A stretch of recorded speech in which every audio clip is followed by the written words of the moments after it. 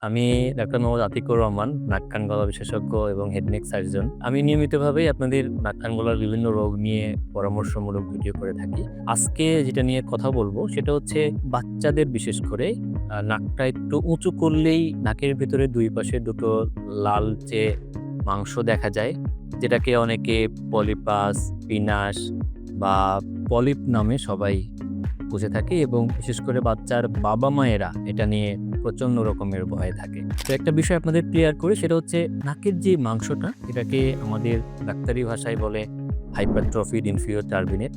এটা আমাদের নাকের নরমাল স্বাভাবিক একটা মাংস এবং সাধারণত এই মাংসর জন্য কোনো প্রকার প্রবলেম হয় না এবং এটা ছোট করা বা কমানোর সাধারণত হয় না।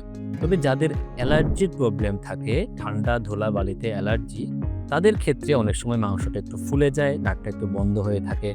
সেই ক্ষেত্রে অ্যালার্জি কন্ট্রোল করলে অধিকাংশ ক্ষেত্রেই বাচ্চারা ভালো থাকে। কাজেই নাকের এই পলিপ নিয়ে দুশ্চিন্তার কিছু নেই। এটা আমাদের শরীরের স্বাভাবিক একটা অংশ। ধন্যবাদ।